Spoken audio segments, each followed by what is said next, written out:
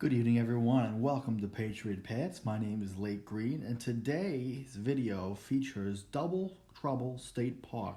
Established in 1964 to help protect the Cedar Creek watershed, it features over 8,000 acres of pine barrens habitats. It was originally inhabited by Delaware Indians back in the early days of colonial settlement and prior. And after that, a lumber mill and a sawmill and a grist mill all operated on the site, dating back to 1765 and upwards. And in 1903, Edward Crabb came from Brooklyn, New York, and bought the property, which had then it converted to cranberry production, as wild cranberries, which naturally grow in the New Jersey Pine Barrens, did well there due to all the deforestation that had occurred over years of harvesting white cedar lumber. And that is it. So we'll explore the history of the park in this video.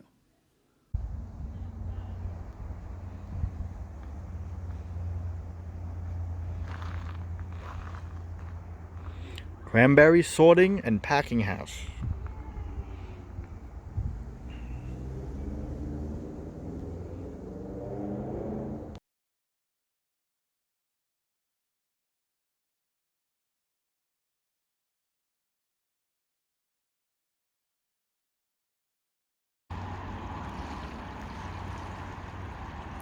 The trail runs from the bog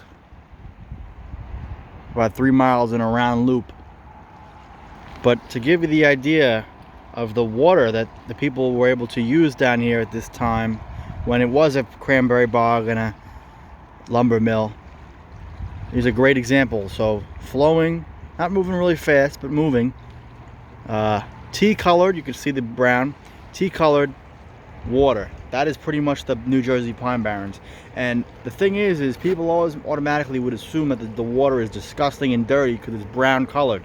It's brown colored because of the composition of the water. It's all biology terms. I'm not a biologist.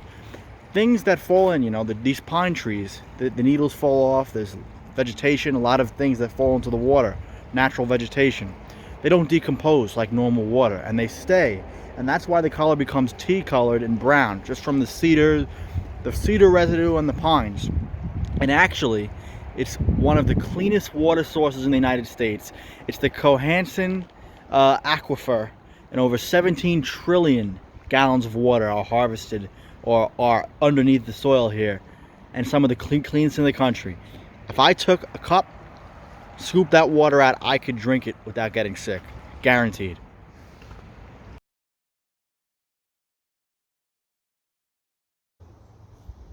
This is a model of a sawmill.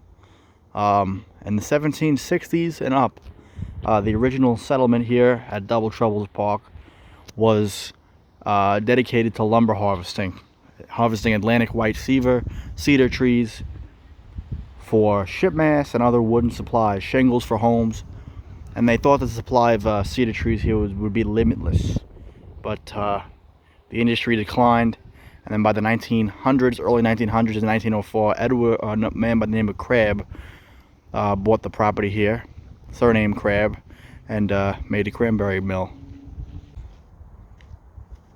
This property here certainly was a residence.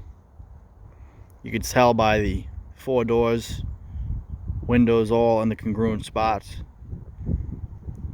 Certainly boarding houses for those working at the company.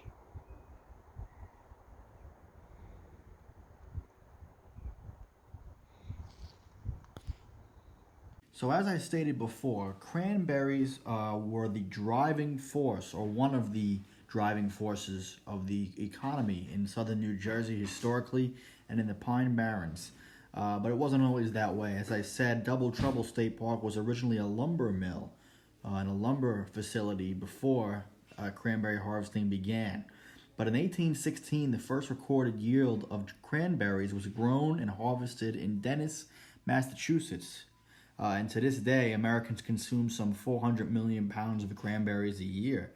And probably in terms of harvesting the cranberries, by far the most common method is wet or water harvest. So the beds are flooded and the fruit floats to the top, and then it is beaten off the vine using a harvester, and then the fruit is corralled and raked into a mass and then loaded onto trucks or packaged. And that's pretty much what happened here.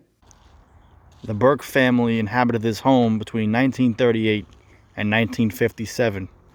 Mr. David Burke was the foreman of the cranberry activities here at Double Trouble State Park when it was active until 1967, when his son took over after him. Family home. And off in the distance was the cranberry packing and sorting building.